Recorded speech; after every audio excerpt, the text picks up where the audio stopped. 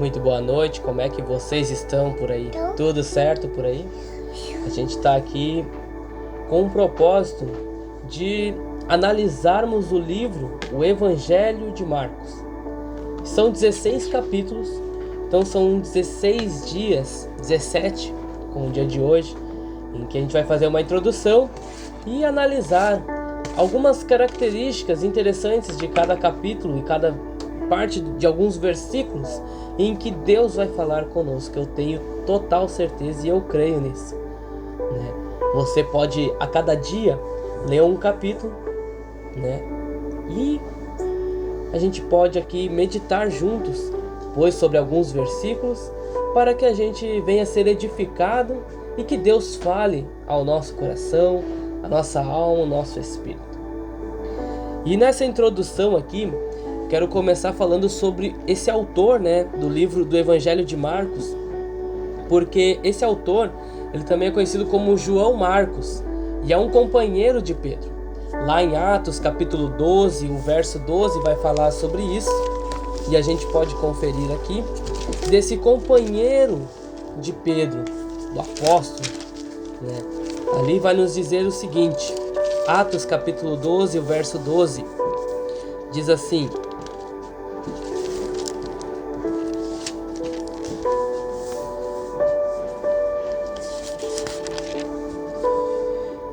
E, considerando ele nisso, foi à casa de Maria, mãe de João, que tinha por sobrenome Marcos, onde muitos estavam reunidos e oravam. Olha só que companheiro para Pedro, né? Alguém que orava, que tinha comunhão, uma reunião em que totalmente devotada ao Espírito, a companhia desses apóstolos. E ele ajudava, ele é um parceiro, um companheiro mesmo de Pedro. E em 1 Pedro capítulo 5 também temos um relato, verso 13, desse companheiro João Marcos, que escreveu o Evangelho de Marcos. E por essa companhia e de andar com o Pedro, ele teve esse conhecimento, adquiriu essa sabedoria para começar a escrever o seu Evangelho. É um dos primeiros evangelhos e onde todos os outros se basearam nele. Capítulo 5, verso 13 diz assim: A vossa coeleita em Babilônia vos saúda, e meu filho Marcos. O Evangelho de Marcos é frequentemente considerado como testemunho de Pedro. É o que Marcos fez aqui. Apanhou os testemunhos de Pedro e compilou ele nesses capítulos, falando sobre Jesus Cristo, sua obra e a sua ressurreição. E então ele registra tudo isso. Provavelmente isso aconteceu ali em 55, 70 depois de Cristo, antes ou logo após a destruição do Templo de Jerusalém, lá em 70 depois de Cristo. E os seus destinatários da sua carta, do seu evangelho, como a gente conhece hoje, eram então os cristãos gentios em Roma, que estavam enfrentando perseguições, assim como eles. Por isso, a gente vai encontrar no Evangelho de Marcos várias explicações sobre alguns costumes judaicos e o foco no sofrimento de Cristo.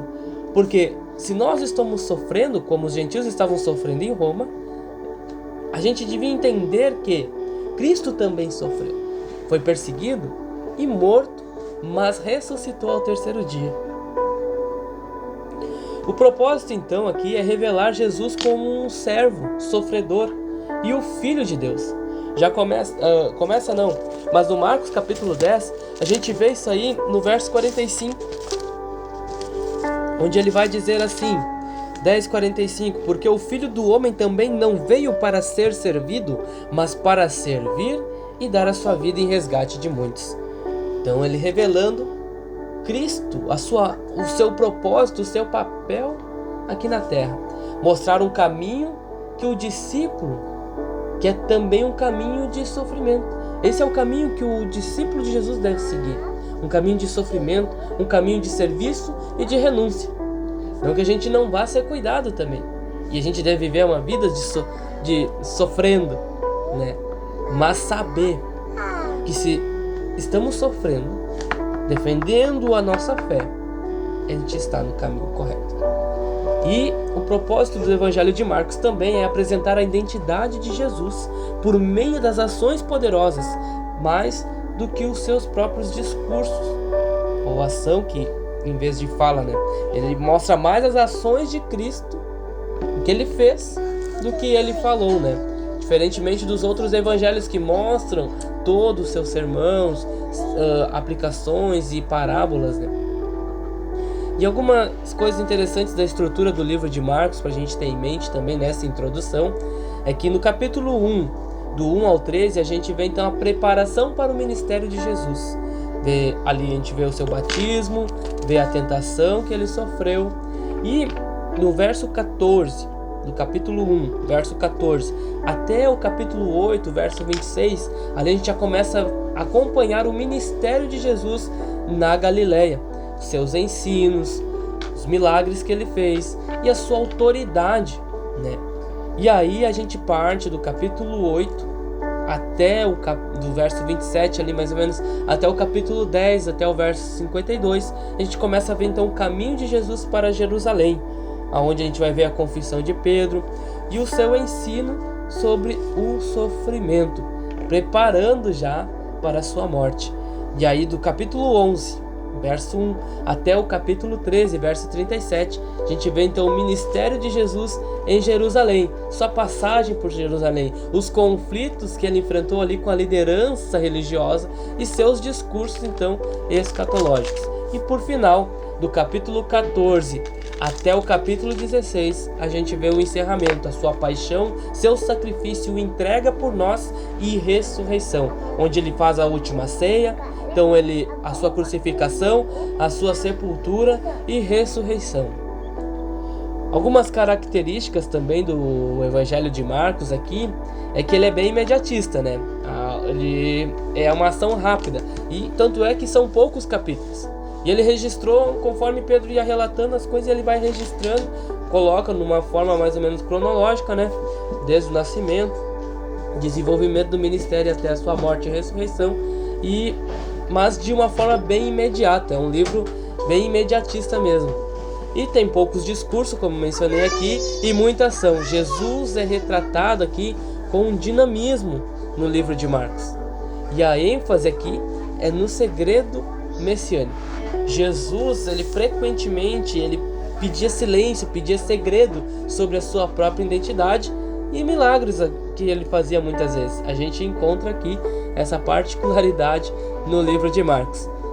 E, propriamente dito também, aqui a ênfase no sofrimento de Jesus, para mostrar esse servo sofredor.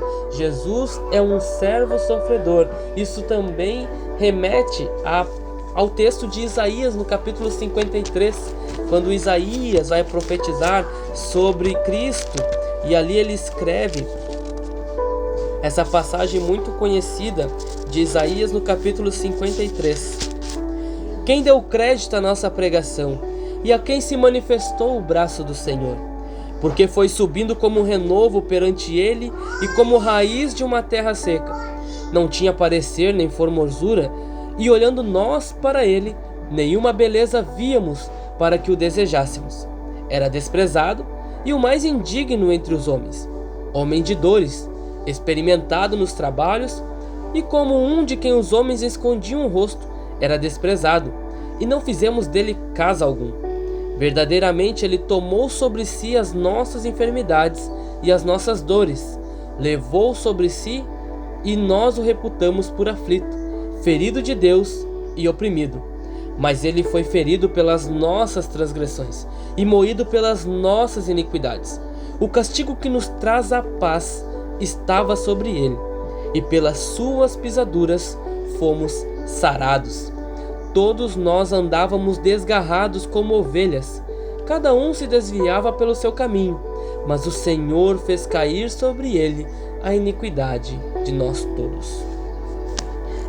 Com esse profeta que a gente vê a ênfase que Marcos também vai dar ao seu evangelho.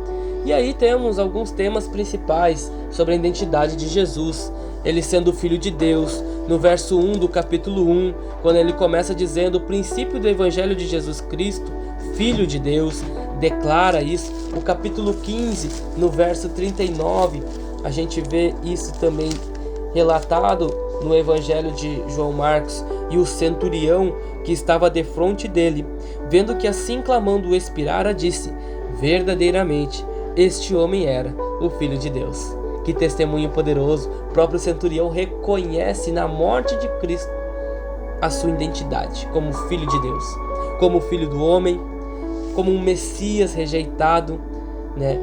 E sobre o reino de Deus. São alguns temas teológicos principais que a gente encontra aqui também. Não é um reino esperado como eles achavam que ia ser o reino que ia vir de Deus, como havia sido profetizado para o povo de Israel, os religiosos da época, né, estudiosos. Então, o reino de Deus, Jesus mostra que é um reino espiritual e que é um reino presente, é um reino ativo e é um reino que futuramente, no seu futuro, trará a verdadeira paz, o verdadeiro céu, a verdadeira terra perfeita como ela deveria ser, como ela era no princípio.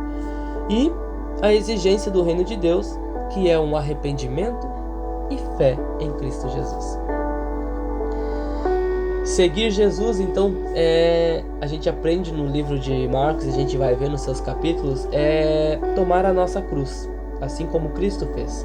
Negar-se a si mesmo e a servi-lo. Isso está escrito ali no capítulo 8 de Marcos. Capítulo 8 de Marcos, o verso 34 e o 35. E, chamando a si a multidão com os seus discípulos, disse-lhes: se alguém quiser vir após mim, negue-se a si mesmo e tome a sua cruz e siga-me. Porque qualquer que quiser salvar a sua vida, perdê-la-á.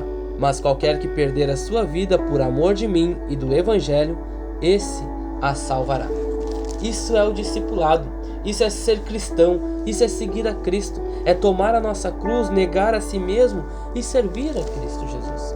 Os discípulos frequentemente não compreendiam totalmente o que Jesus estava falando, era difícil as suas palavras, mas eles refletiam a caminhada de fé. E quando eles foram batizados no Espírito Santo, aí que eles começaram a entender o que Jesus estava ensinando, do que ele estava falando, o que era o reino de Deus. Sobre o sofrimento também, porque o caminho da cruz não é apenas para Cristo, mas é para também os seus seguidores. Renúncia, negar-se a si mesmo, sofrimento, isso também é o caminho dos seus seguidores, dos seguidores de Cristo, daqueles que se dizem cristão. E esse sofrimento é um encorajamento aos cristãos perseguidos, porque Jesus sofreu, mas ele venceu a morte. Ele venceu todas as coisas. Marcos é um dos livros mais curtos, né, e possivelmente o mais antigo dos evangelhos. Mateus e Lucas provavelmente usaram o evangelho de Marcos como uma das suas fontes também para montar a sua parte, né, cronológica dos seus relatos.